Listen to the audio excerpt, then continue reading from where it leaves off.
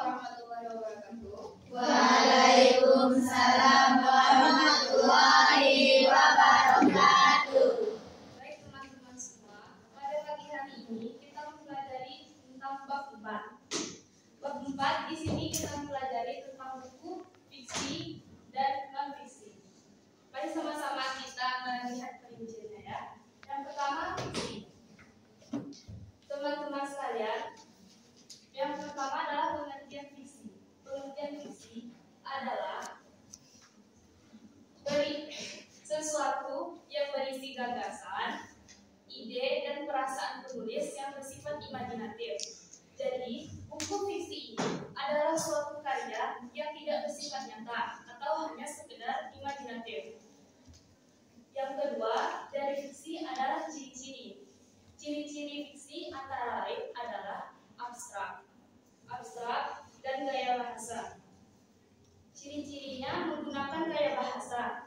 Gaya bahasa itu seperti majas. Teman-teman tahu majas?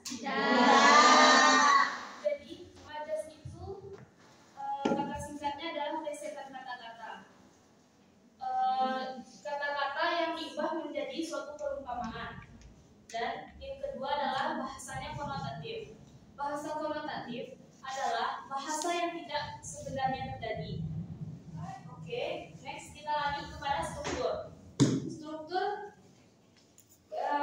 Struktur fiksi adalah abstrak, orientasi, komplikasi, dan koda.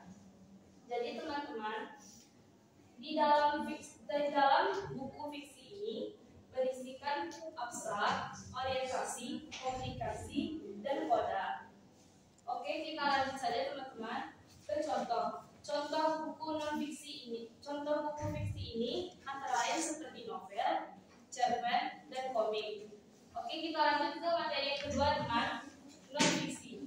Non-fiksi berpengertian buku yang memaparkan suatu ilmu, pengetahuan baik secara teknis atau populer. Di antara lain non-fiksi itu terdapat juga ciri-ciri. Ciri-ciri non-fiksi antara lain bahasanya formal dan bersifat fakta beserta ilmiah. Jadi cerita non-fiksi ini adalah suatu buku yang bersifat kenyataan dan bersifat memberi ilmu kepada semuanya. Yang selanjutnya kita kepada unsur dan struktur.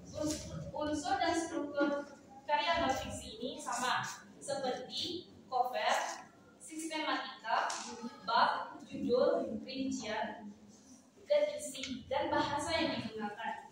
Jadi non-fiksi struktur dan unsur cerita non-fiksi ini sama. Berikut contoh. Contoh non-fiksi ini berupa buku pembelajaran dan buku yang memberikan ilmu. Tidak hanya buku pelajaran yang kita pelajari di lokal. Ada juga seperti buku yang berisikan tentang pembelajaran fikih atau yang lain-lain.